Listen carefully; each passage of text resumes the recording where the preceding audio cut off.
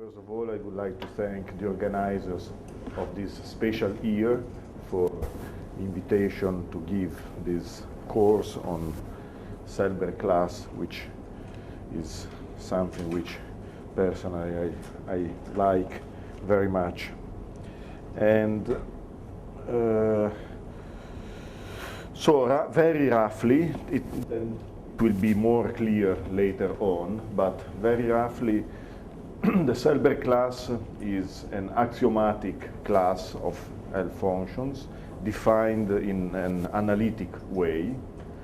And so the main aim is to study the structure of this class, and especially, and this will be shown, will be the part dealt by Professor Kaczorowski, converse theorems, so in some sense a classification to try to describe what is inside this class, which is defined axiomatically, and the axioms are of analytic nature. Okay, for my part, it will be 4 lectures, and roughly it will be divided as follows. Today I will make a very, very quick review of classical L functions.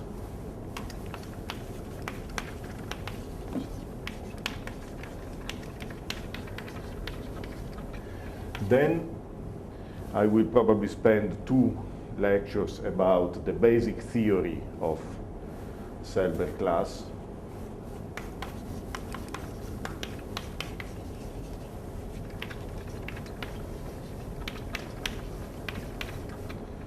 So it will be part 1 and 2.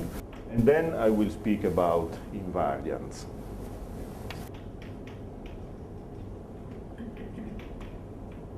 And then Professor Kaczorowski will enter the main body of the results about the Selberg class, so the structural results for degrees between 1 and 2, basically, and related things. Okay, so let me start with classical L functions, and the most classical L functions are the Dirichlet L functions. So 1.1 is, say, algebraic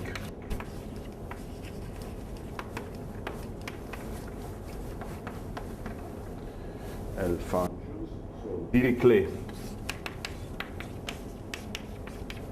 L functions, as everybody knows, one starts with a primitive Dirichlet character, mod q.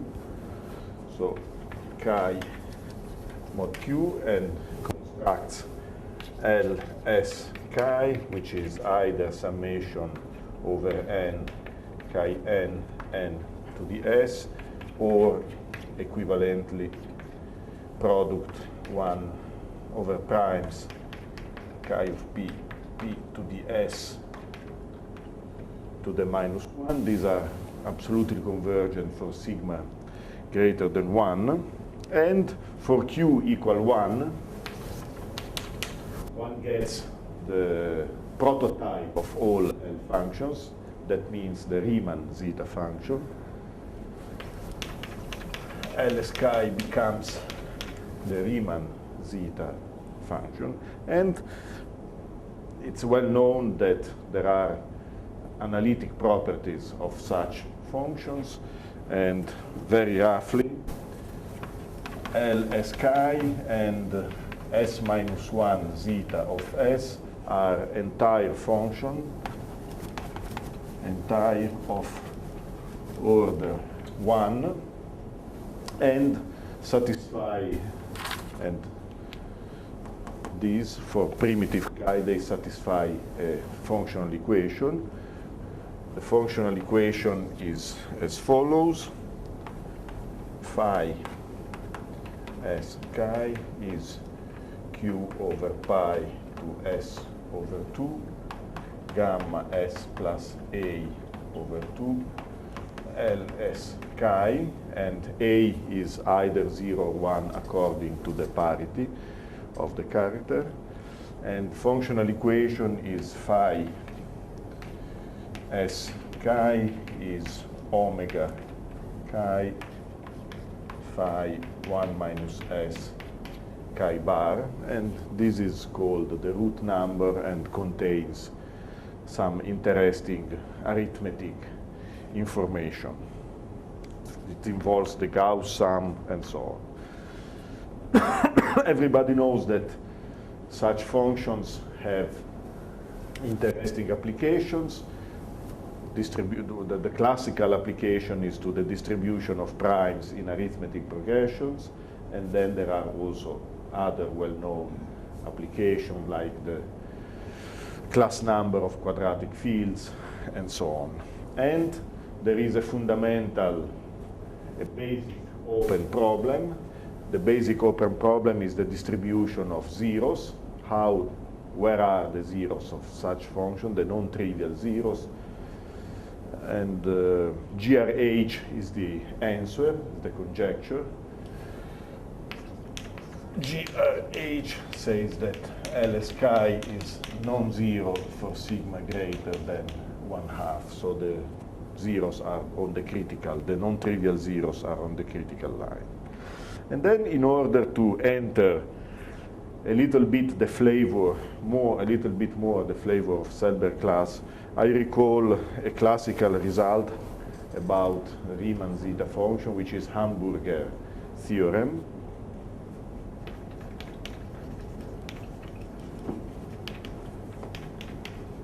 Hamburger theorem, roughly speaking, says that Riemann zeta function is determined by its functional equation.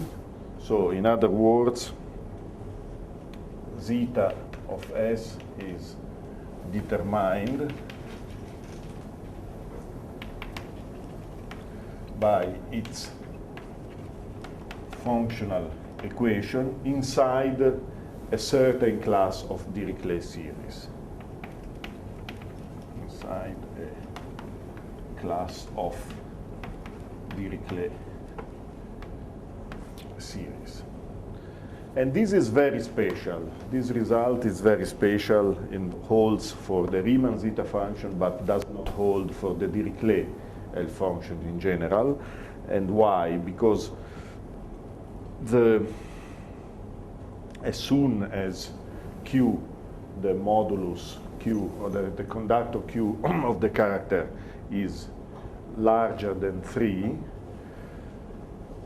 then the dimension of the space of the solutions of this type of functional equation is greater than 1, and hence Dirichlet L functions are not determined by their functional equation.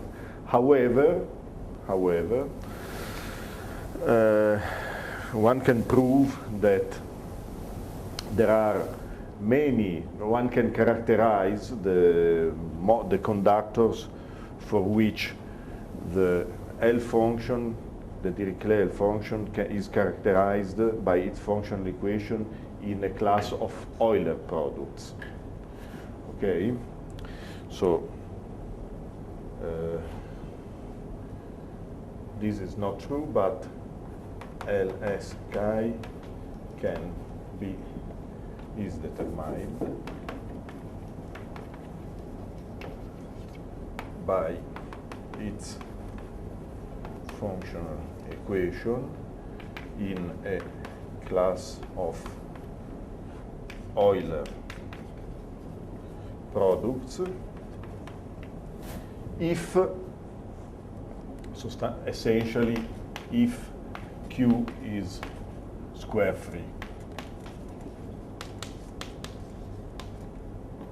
This is not exactly the statement, but essentially, when Q is square free, every Dirichlet L function with primitive character mod Q is determined by its functional equation inside a class of Euler products. not inside the class of Dirichlet series, but inside the class of Euler products. And this is a rather recent result by Kaczorowski, Molteni, and myself, 2010.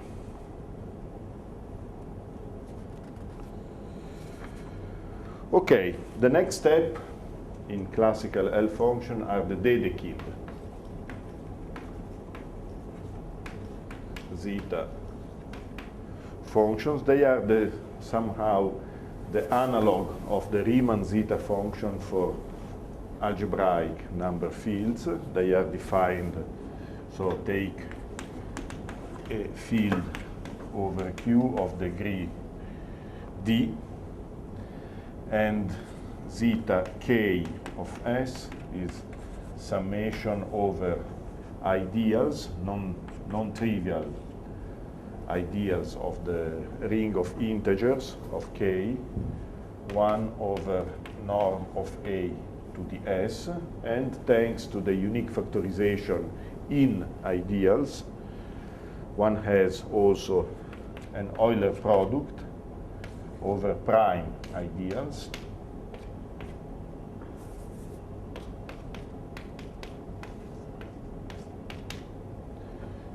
These are absolutely convergent for sigma greater than 1, and both of them can be written as standard Dirichlet series and standard Euler product.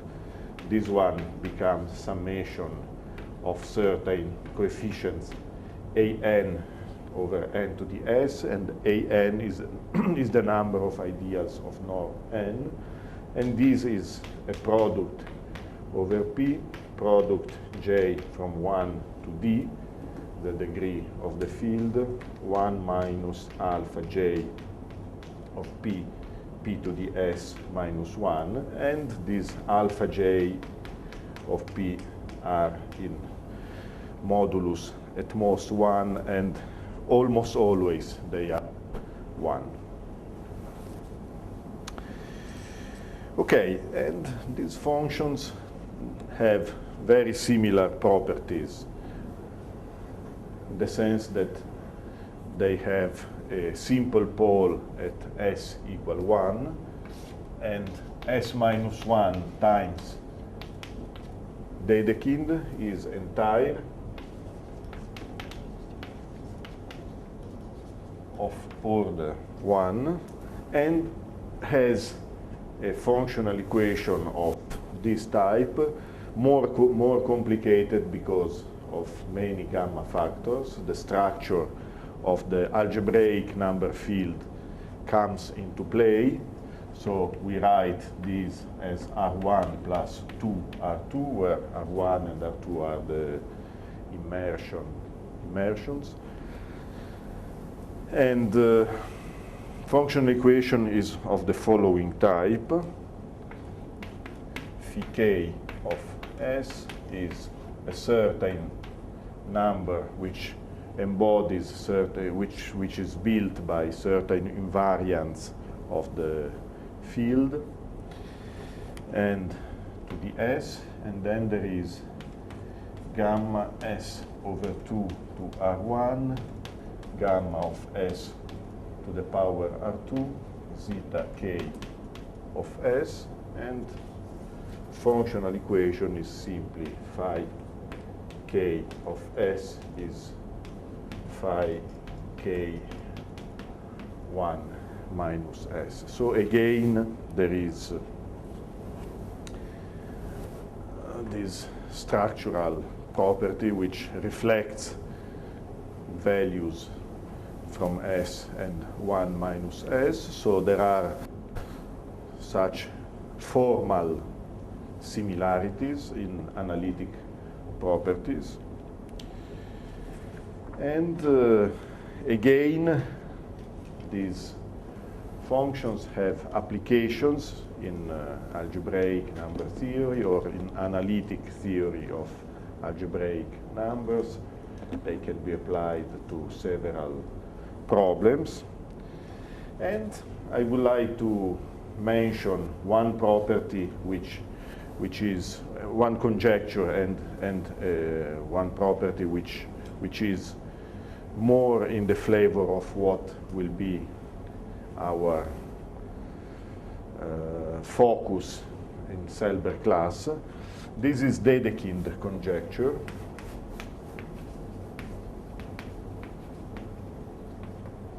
Dedekind conjecture states that Riemann zeta function always divides Dedekind zeta functions. You see that they both have a pole at s equal 1, and roughly speaking, Dedekind conjecture says that the pole at s equal 1 of the Dedekind zeta function comes really from the pole of the Riemann zeta function for every k. And something is known. This is a consequence of a famous theorem of Aramata and Brouwer.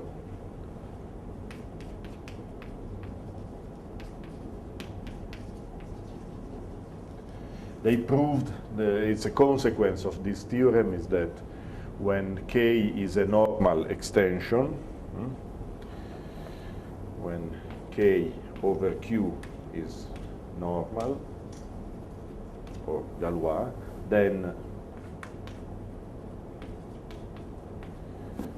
Dedekind conjecture is true. And another point which is of interest, which I quickly review, is how much Dedekind zeta function describes the underlying field. And it turns out that Dedekind zeta functions encode many properties of the field, of the underlying field, but not all, in the sense that it's known that there exist non-isomorphic fields with the same Dedekind zeta function. So zeta k of S is equal to zeta k dash of S does not imply that k is isomorphic to k dash. And there are counterexamples for this. And what Dedekind zeta function encodes is the splitting type of primes, because it's known, and it's essentially immediate, that Dedekind of two fields are the same if and only if every rational prime has the same splitting type in both fields. But this is an interesting observation, and there are some interesting results about this. Okay, now going up, so to say, in the set of L functions, one meet Hecke and Artin L functions. Hecke L functions are easier, although they are not easy to describe, but they are easier to describe and to study than with respect to Artin L functions. Here I forgot to say something, that the proof of the functional equation here is a, so to say, very delicate extension of Riemann proof of the functional equation. It uses very much the structure of the underlying fields and can be regarded as an d-dimensional version of Riemann proof. And this is at least in the classical approach. Then there are there is Tate thesis approach, which is more algebraic in nature, but basically the proof is a delicate extension of Riemann proof.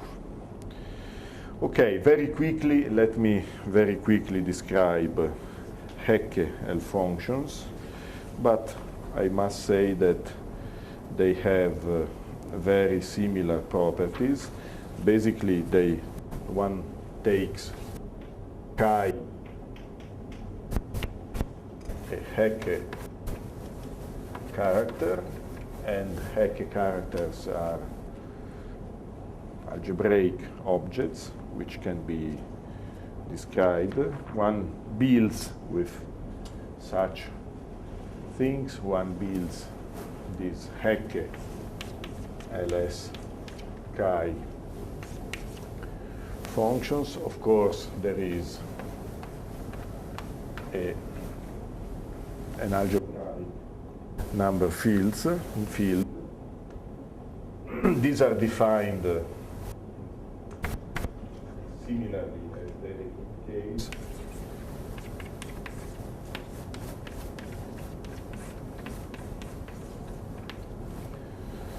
And they have Euler product.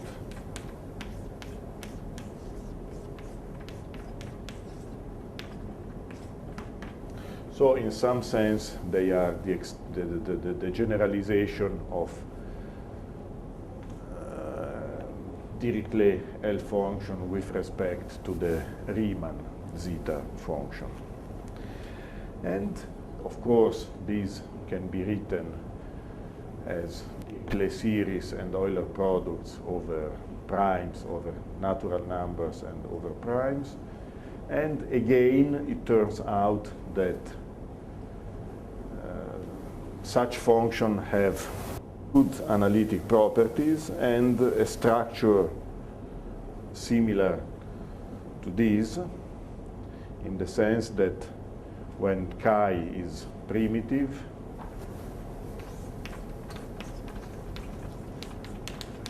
we have two possibilities. If it is trivial, then Lk s chi is simply the Dedekind zeta function, and if it is non-trivial, then Lk s chi is entire of order 1, and again it satisfies a functional equation of this type, more complicated, and the new ingredient which comes is that it's not only s over 2 or s, but there are also it's a linear polynomial, say s over 2 plus mu, and this mu is complex and with non-negative real part. And there is such analytic continuation and functional equation and so on and so on. Okay. Artin L functions are even more difficult, so to say, to describe, and they are associated with representations. So one takes L over K, a Galois extension, and one takes Galois group G, and one takes representation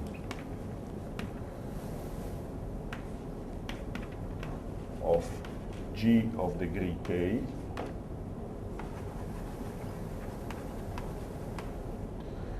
and with such ingredients one makes an Euler product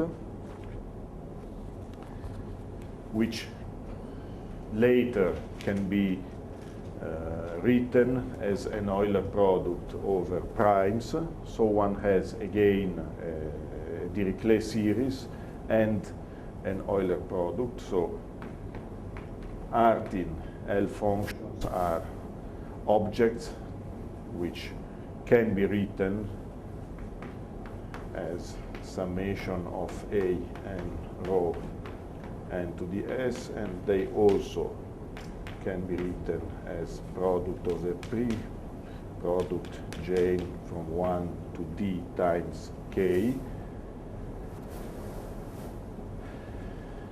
D is dimension of k, and is degree of k, and k, small k, is degree of representation. 1 minus alpha j of p and p to the s to the minus 1. But okay, so here everything is okay for sigma greater than 1.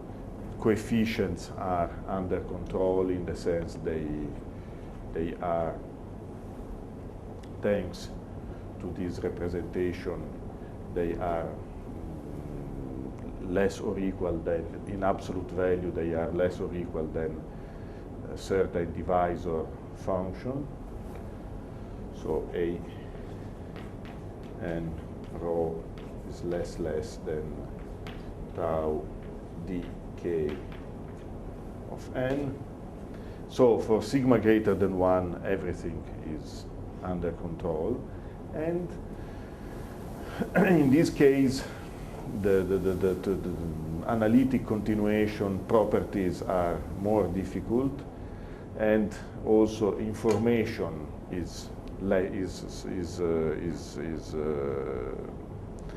the information we have is much less with respect to the other L functions, and the main information comes from a theorem of Artin and Brouwer, which allows to write Artin L functions as products of Hecke L functions. So we have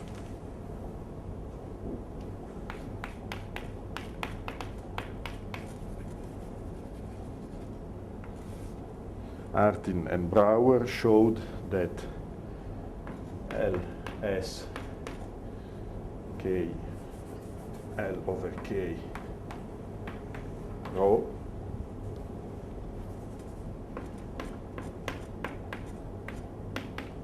is a certain product over a finite number, as a finite product of Hecke certain Hecke L functions with integer coefficients,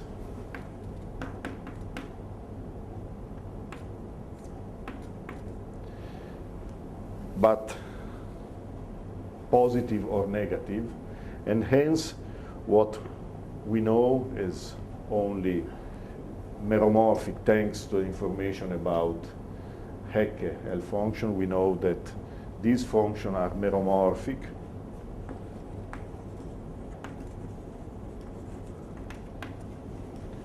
over C.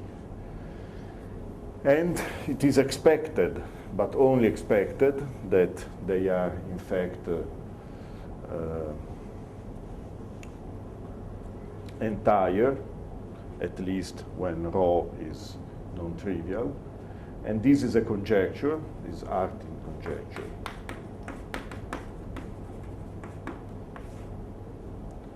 If rho is irreducible and non-trivial, then Ls L over K rho is entire. This is Artin's conjecture. And there are many other properties. Artin developed a formalism which shows that every Artin function associated to a certain representation can be written as a product in terms of the irreducible components of the representation and so on. There are many results, but this is still open. Okay.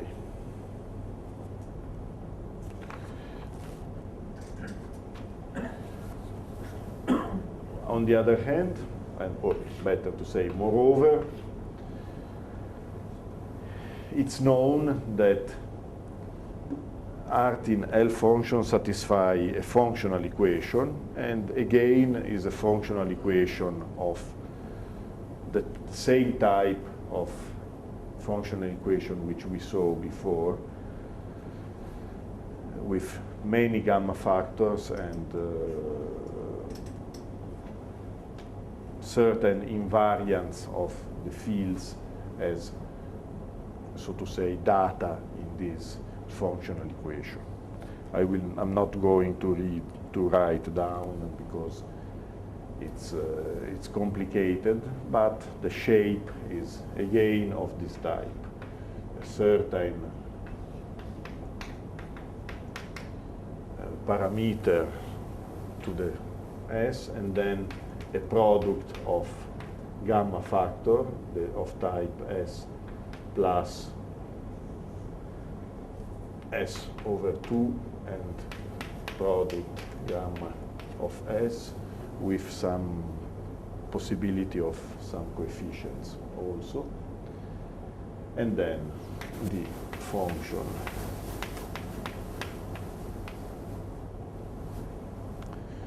Okay, so this is almost the last level, in the sense that the sets of the Hecke L functions and the set of the Artin L functions, they overlap, so they are sets of, say, this type. They overlap, but no one contains the other, and these veil introduce a more general type of L function which contains both, but we will see later that probably there is another set which is more satisfactory, another set of L function which contains everything and which is more satisfactory in a way. Okay, so this is a very quick and very partial review of L functions of algebraic nature and some of their properties.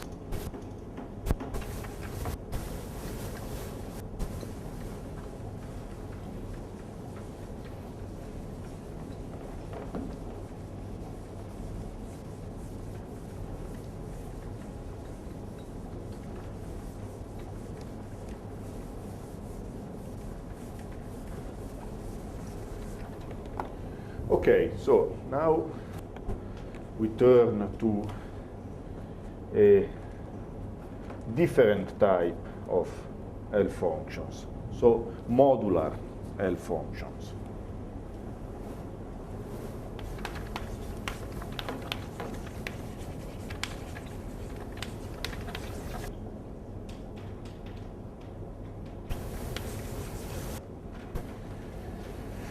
Okay, let's start with the simpler case of the full modular group. So let gamma denote SL2Z, so the 2 by 2 matrices of determinant 1 and integer entries. And we say that F is a modular form of weight K for the full modular group if F Z is holomorphic on the upper half plane Z with in Z greater than 0, and at the cusp I infinity. So there are these requirements, and it's the modularity requirement. So f of gamma of z is cz plus d to k times f of z, and this for every gamma modular group. And this relation, since if this relation implies that k must be an even number, because it's an integer, positive integer, and must be even, otherwise it's not, there is no consistency here. Yeah, of course here gamma is A, B, C. Yes. Okay, so what are the very basic points of modular form which are of interest in order to study L functions? The first point is that gamma is generated by two matrices, this and 0, 1, no, minus 1, 0, 1, sorry, 1, minus 1 over z. These are generators of gamma, and thanks to these, this is the translation. Z goes into z plus 1, and this means that f of z plus 1 is equal to f of z. So this implies that f of z has a Fourier series expansion, and from 0 to infinity, a n e 2 pi I n z. Okay, and the form is called cusp form. If A0 is 0, then F is a cusp form. And the set of cusp form is denoted by Sk of gamma. This is the set of cusps.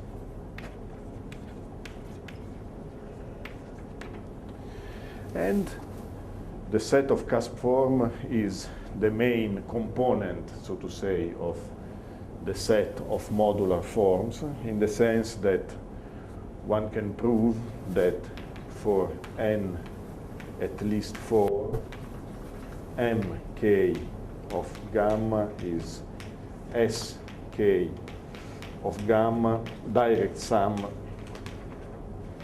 ek, where ek is so-called Eisenstein series.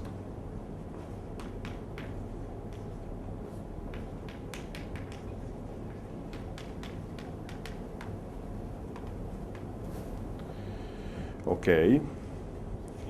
See. And the last bit of information which is important is the Peterson inner product.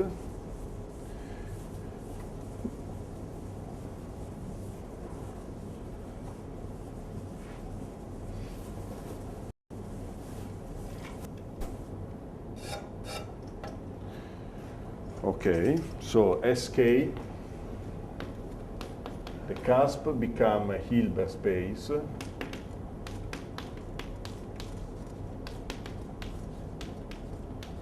with the following Peterson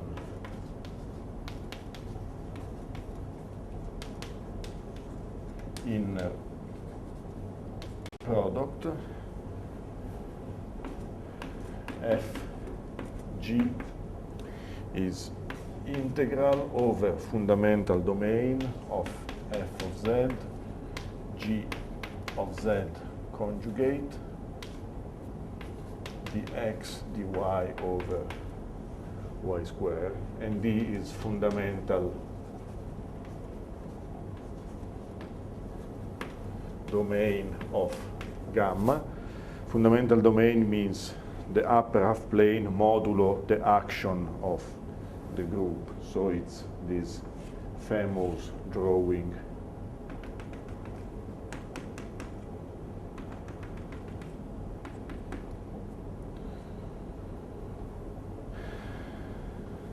no minus and then it's this is 1, the unit radius. Okay. Okay, so in this essentially analytic setting, because this, of course, there is an algebraic part coming from this group gamma, but properties are essentially analytic. One builds an L function in the sense that with such coefficients, with the Fourier coefficients of the modular form, one constructs Hecke L function associated with f, which is Lf of s, is summation from 1 to infinity an n to the s. And it turns out that such a Dirichlet series has, which is absolutely convergent for sigma sufficiently large, then it has nice analytic properties, and there is this famous result by Hecke, so-called Hecke converse theorem,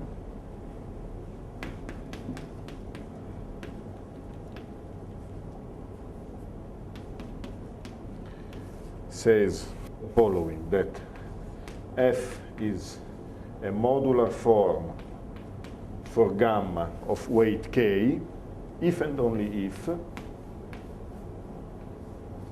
the following statements are: first, s minus k times Lf of s is entire of finite order.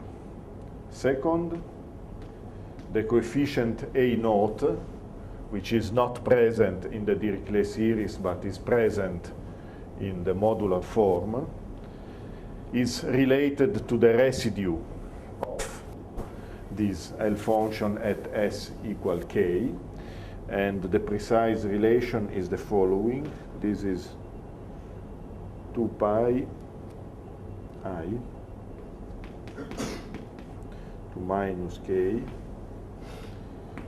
gamma of k, and then residue s equal k Lf of s.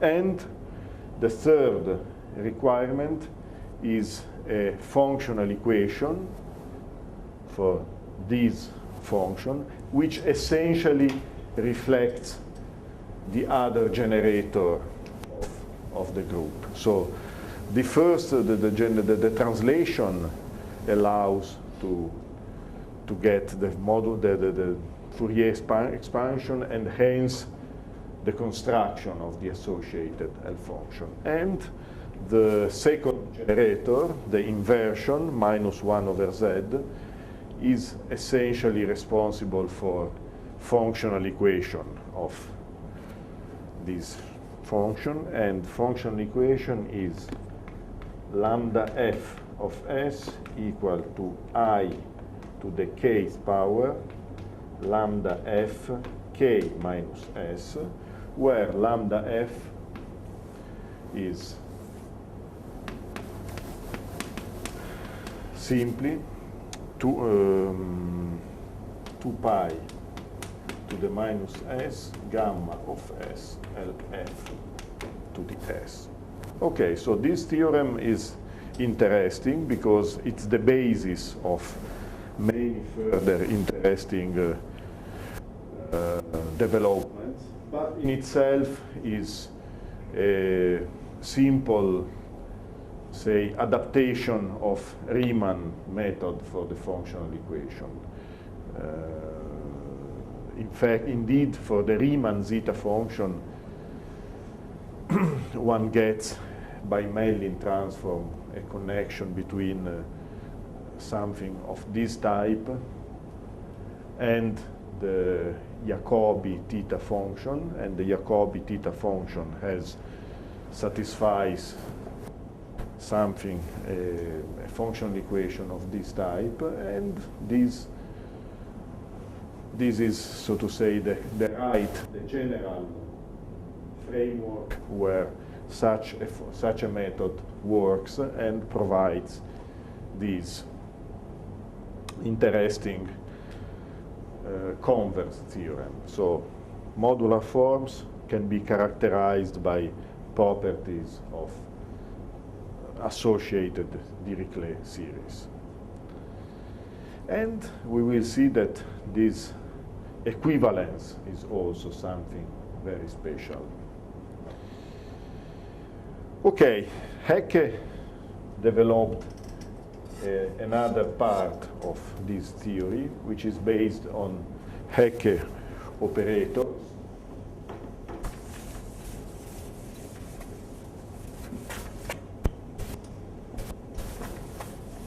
Hecke operators are operators which send modular forms into modular forms and cusp forms into cusp forms. So for every n,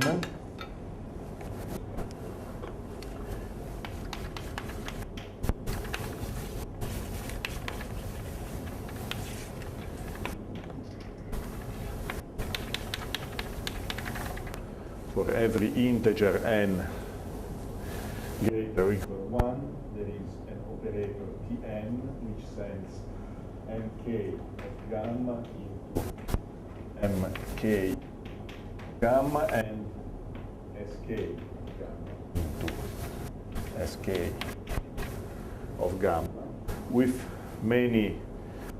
several properties. First property is that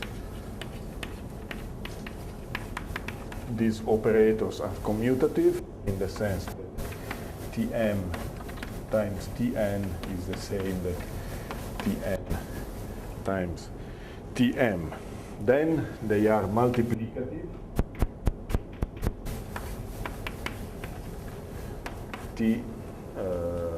Mn is Tm times Tn if m and n are coprime.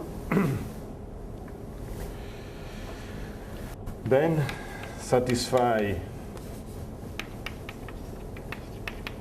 a certain recursion, a second order recursion, T to P to the m plus 1 is Tp T P to the m, and this would be complete multiplicative, but it's not complete multiplicative. There is another part which is minus P to the k minus 1 times T Pm minus 1. And then the last property is that they are self-adjoint on Sk of gamma. Okay, all these properties together, they give interesting, can be, so to say, can be read on the side of L functions, and the result is as follows, that this implies that Sk of gamma has a basis of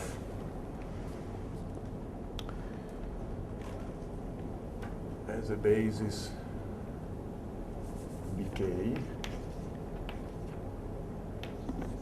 So better to say this implies that this has a base of normalized. Normalized means simply that A1 is 1. Eigen functions of for all Tn. Okay. Moreover,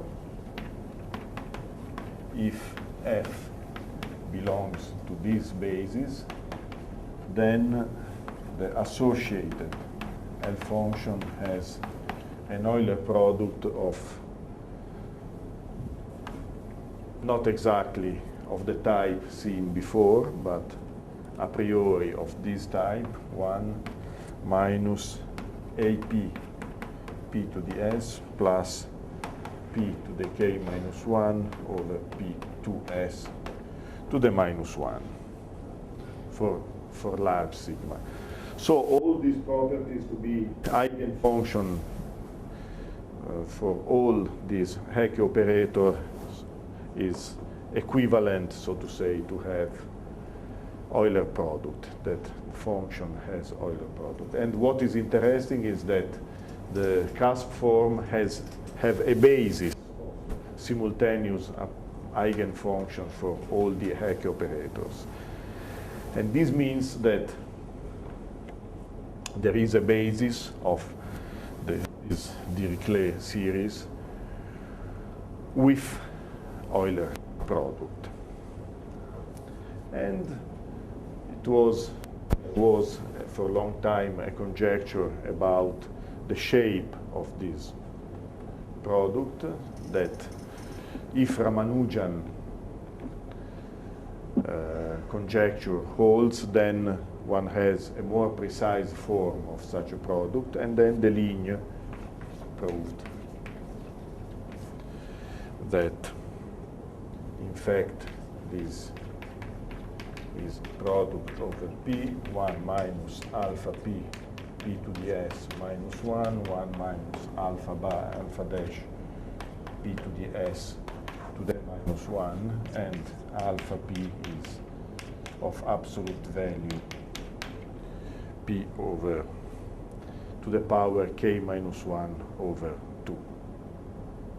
And this shows that, in fact, it's an Euler product of degree 2. So having such an information for L functions associated with basis, cusp form from the basis, they have analytic properties which are very similar to the analytic properties of the L function of algebraic type which we saw before. What is interesting in this theory is that one can do operation. There are essentially two operations which are interesting on such L functions.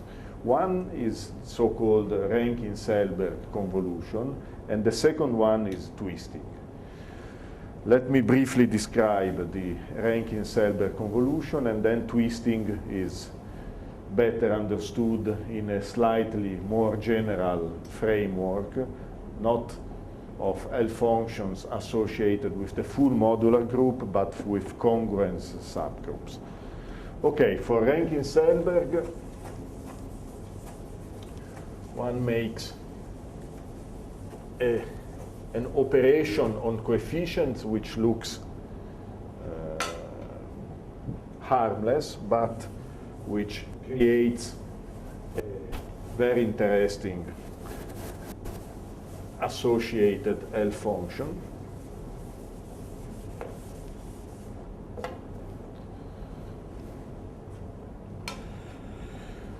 So taking f and g as two cusp forms, one considers the following L functions.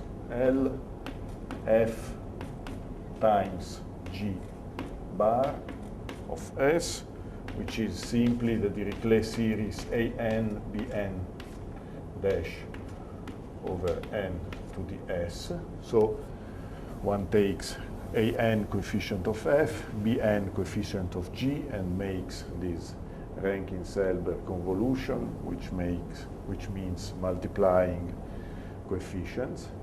And then L f tensor g bar of S, which is z 2s minus 2k plus 2 times Lf.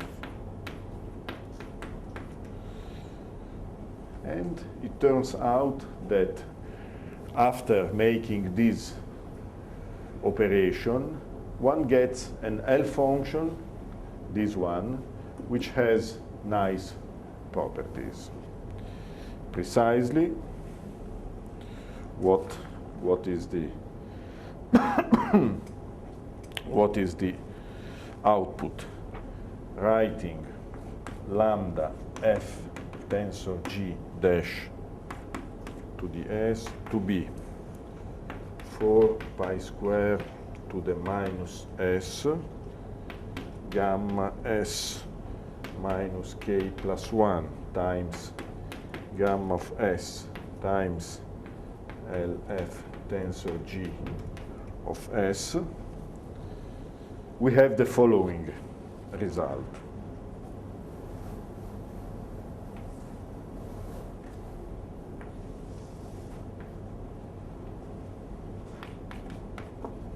Rankin and Selberg independently proved the following result.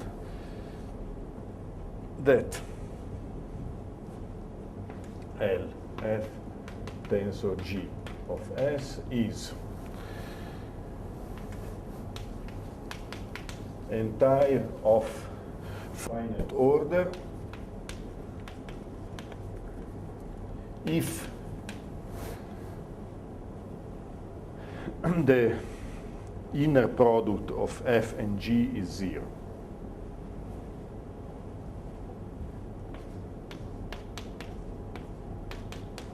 And instead, it has simple pole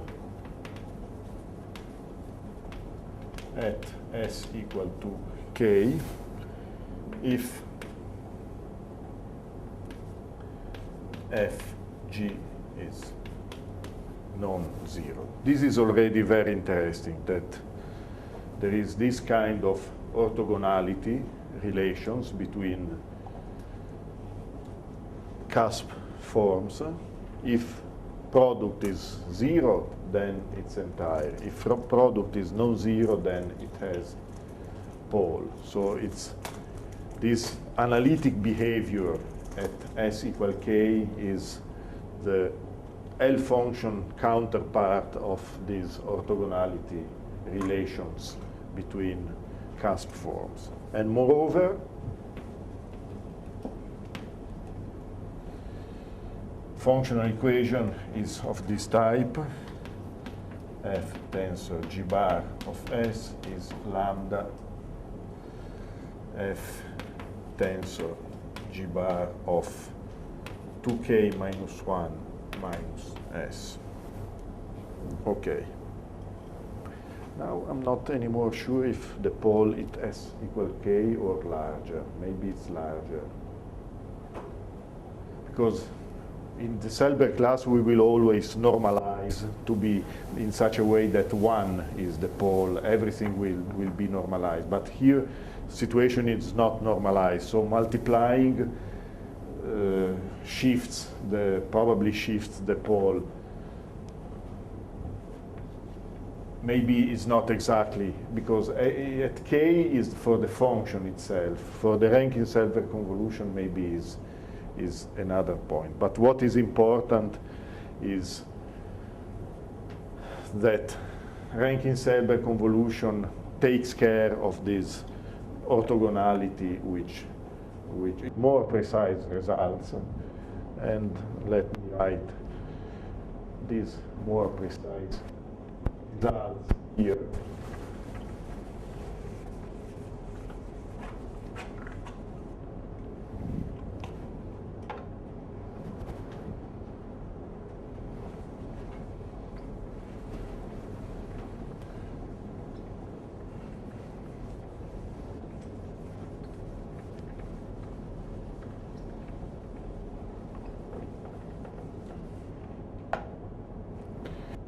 So if f and g belongs to the basis of the cusps, then one has the following more interesting results. First of all, for basis, the L function themselves have Euler product, and the tensor product has an Euler product, which is, so to say, the tensor product of the two Euler products.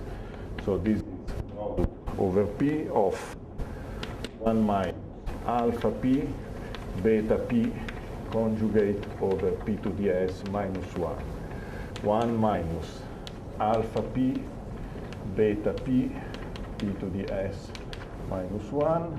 1 minus alpha P beta P P to the S minus 1, 1 minus alpha P beta P P to the S minus 1. So this is why this explains the notation, the tensor product notation. And then these orthogonality relations becomes much more strict in the sense that Fg is 0 means that f is different from g, and Fg different from 0 means that f is equal to g. So inside the basis is really an orthogonality relation. And then the third point is again interesting because it gives rise to another type of L function. And this is due to Shimura, that LF tensor F conjugate can be written as the Riemann zeta function S minus kappa minus k plus 1 times the so-called symmetric square L function of S, which is the remaining part of this Euler product, because in this case alpha P is, so to say, is beta P conjugate, and hence one gets from where? From these, for instance, one gets a copy of the Riemann zeta function, and then it remains 3 pieces of the Euler product remains, which define this function. And what is interesting is that even withdrawing this Riemann zeta function, what remains is holomorphic, is a good function, and has functional equation. So where L symmetric square of F is entire of finite order and has functional equation of, so to say, usual type. And based on this, one can do, instead of only the symmetric square, one can take any symmetric power, and, so to say, L symmetric M power, so the M symmetric power, have been introduced, and some results are known. For small values of M, there are results showing extending Shimura result. That means showing that such function for M is 3, 4, 5, something, basically by Shahidi. He proved that such functions are entire and satisfy a functional equation of this type, and there is a conjectural general functional equation for every symmetric power L function. And these Rankin-Selberg convolutions are interesting because they have several applications. Originally, they were introduced at least by the Rankin side of the Rankin-Selberg convolution was introduced to prove a classical result in modular form, in the sense that using LF tensor G, yes, one can prove that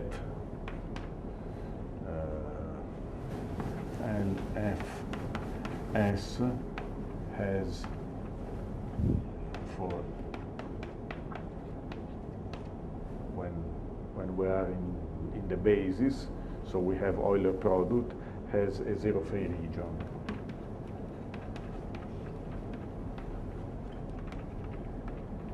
And this is still one of the main applications of Rankin-Selberg convolution, because when using Rankin-Selberg convolution, one can build products of L function with positive coefficients, and once one has positive coefficients, one can apply, so say, standard tricks to prove zero-free regions. So prime number theorems, they follow in this way. Many analytic results for coefficients of modular form follow in that way. And another, perhaps more interesting application is about converse theorems using Rankin-Selberg convolution. Rankin-Selberg convolution has been used by Piateschi, Shapiro, Cogdell, and others to get converse theorems for modular forms, and more generally for automorphic L functions. So these are, say, difficult applications of such a theory. And I still have some time. I would like to quickly speak about the second operation, which is twisting. I will be. Excuse me. Yes. Just a silly question. But you had justified taking out the zeta factor for symmetric square. Yes. Saying alpha p is zeta p bar. But from the products, you will get another factor also. There are two factors. Two factors. One is kept inside. Okay, of the two factors, because there are two zeta factors, so to say. One can take out, and the remaining three altogether give rise to this. Entire. Yes, I think that you can, better to say, I'm sure that you can withdraw one factor but not both.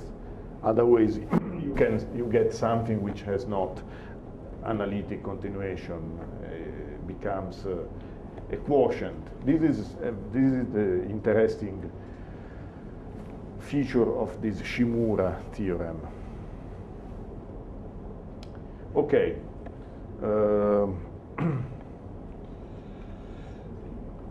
Twists.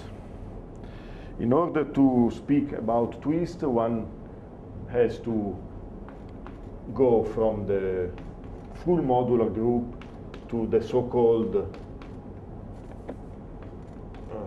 congruence subgroups of level Q. These are the matrices A, B, C, D belonging to gamma, and then C is congruent to 0 mod Q.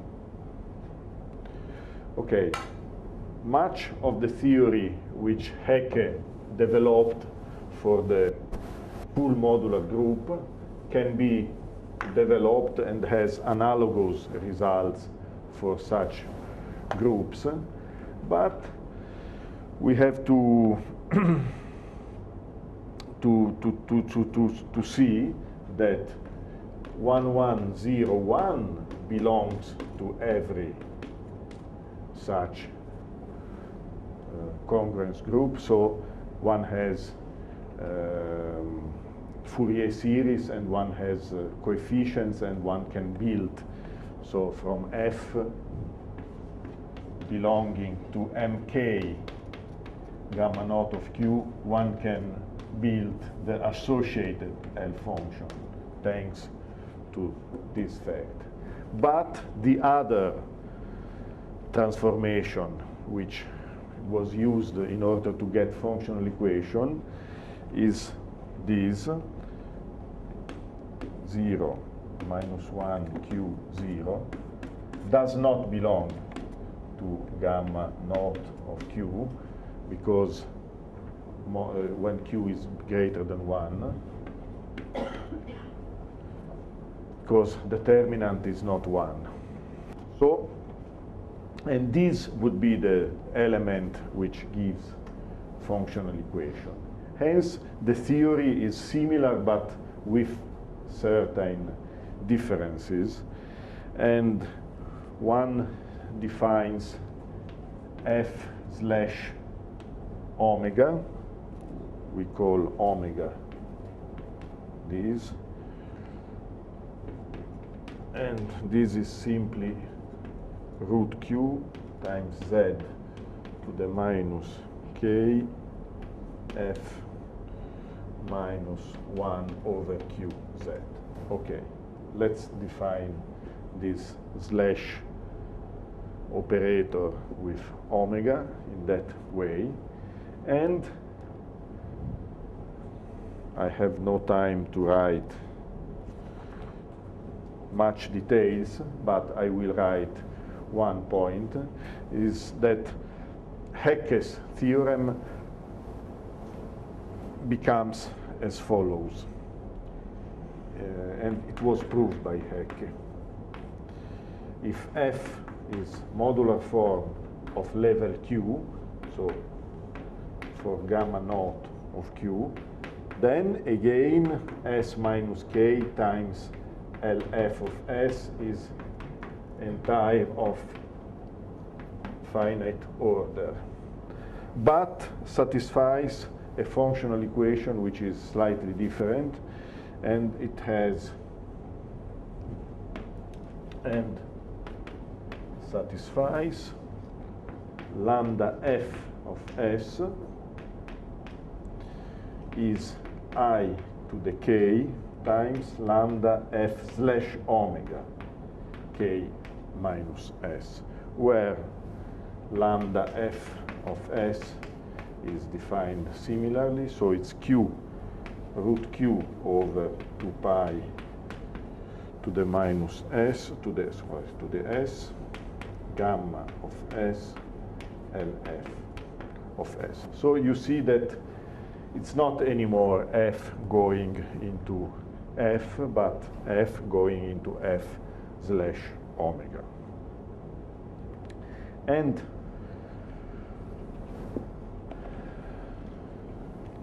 in fact, the right framework in order to study twist is not even exactly this one, but one has to consider modular forms of weight k, level q with a character, so the so-called mk gamma naught of q, comma psi, where psi is a Dirichlet character mod q. And here the only difference is that the automorphy relation is between f of gamma of z, and then one has psi of d. This is equal to psi of d f of z. So it's multiplied, the relation involves psi of d, where d is a, b, c, d, is the fourth entry of the matrix. Okay, everything can be extended to such a situation, and what Hecke proved, it's interesting, on the second operation, is that twisting modular forms by a primitive Dirichlet character creates another, so to say, the L functions associated with the twist is again a nice L function.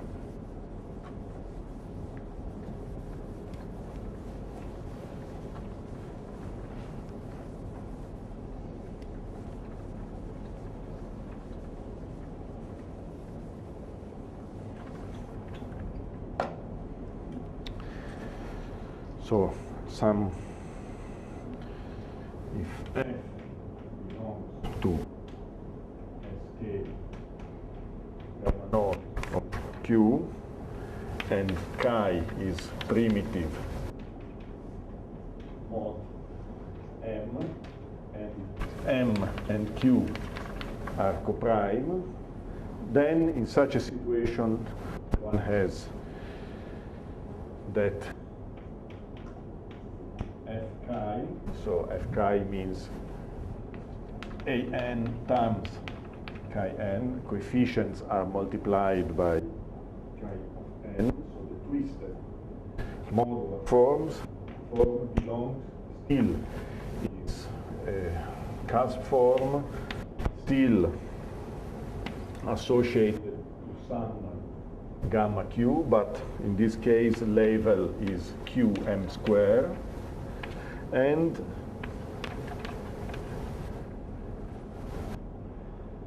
of this space with chi square, with character chi square, and LF chi, which is summation an chi n n to the s. This is entire of finite order and has functional equation which comes from this, from the fact that f chi has functional equation. So there is such both these operators, this operation, Rankin-Selberg convolution and twisting inside the modular form. They are operations which from L function with nice properties go to L functions, other L functions with nice properties. This is very interesting. And again, this operation, I slightly outlined that there are many interesting applications, and here as well there are applications, because in this case it's not possible to have a Hecke converse theorem in the same way that we had for level 1. Why? Because it's possible to prove that this type of functional equation with this larger Q have many solutions. When Q is large, there are even infinitely many linearly independent solutions of such functional equation. And all the spaces of modular forms are finite dimensional. Hence, there must be solution of such functional equations which do not come from modular forms. And the nice problem was how to characterize from the point of view of L functions, how to characterize modular forms of level Q by means of L functions. And Weil had the idea of using twists, and essentially he proved that if a Dirichlet series has nice properties, nice property means it's entire of finite order and satisfies a functional equation of this type, and sufficiently many twists in a certain precise meaning also have nice properties. The L functions of such twists of L functions have again nice properties, so they are of entire of finite order and satisfy suitable functional equation. Then the function must come from a modular form. This is Weil converse theorem. So twisting, so to say, the best known application of twist is this Weil converse theorem. And now my time is almost gone, but also the theory of Hecke operators can be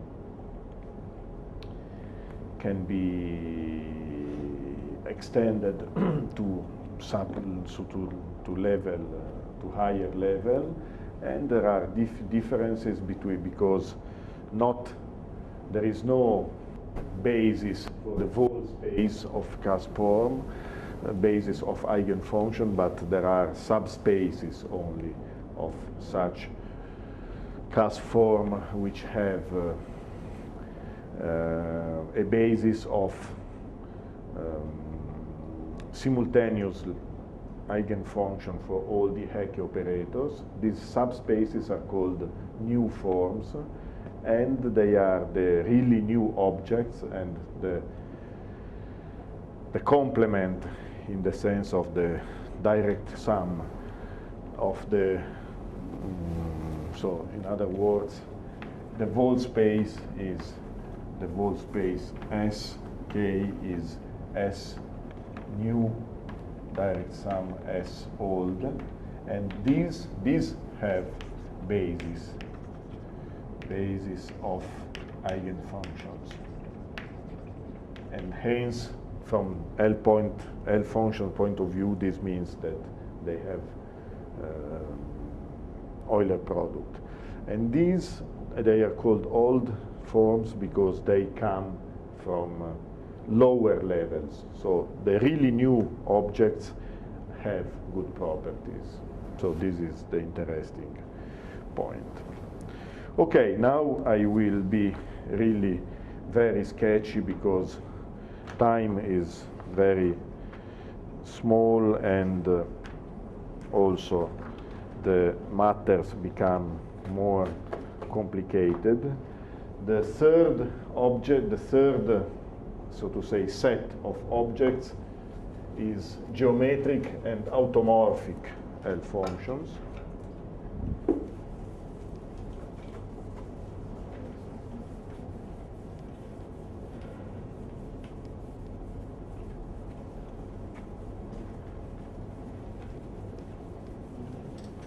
The simplest case of geometric, so 1.3, geometric and automorphic L functions. One considers this number, AP, which is P plus 1 minus E over FP, the cardinality of the curve modulo P. And Then, according to good or not good reduction, there are properties of this number AFP. And what is interesting is that if P does not divide the conductor of the curve, then we have Hasse bound that AP is at most 2 root P, the so-called Riemann hypothesis for the curve, which implies that 1 minus APX plus PX squared factorizes in a nice way 1 minus alpha PX, 1 minus alpha P bar X, and alpha P has absolute value root P, and if P divides the conductor, we have that AP is less than root P. And from these, one gets that the Hasse-Weil zeta function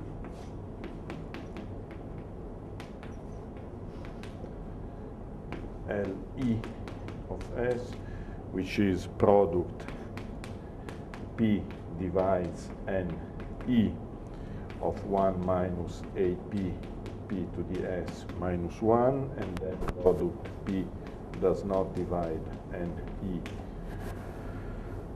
1 minus alpha P P to the S minus 1, 1 minus alpha P P to the S bar minus 1, then this function, which is convergent for sigma greater than 3/2 by these bounds by Hasse, is defined, and for a long time it was conjectured that it has analytic continuation and functional equation, and in fact Shimura-Taniyama conjecture predicts this in the sense that it predicts, Shimura-Taniyama predicts, I have few minutes and then I stop. Shimura-Taniyama predicts that for every E over Q there exists a modular form of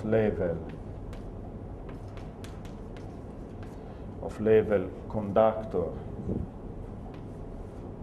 of level NE and weight 2, such that LE of S is LF of S. And hence the analytic properties of this function come from the analytic properties of this function. This was proved by Wise and Taylor as a main ingredient in his proof of the Fermat-Last theorem, and gives analytic continuation and functional equation and all the nice properties as a consequence. And this is basically the only case where good properties for geometric L function are known. There are still results by Shimura and Taniyama for abelian varieties, I think, for certain spatial cases, but in general, the theory for any variety one can define with more difficulty an associated L function, but properties are only conjectural.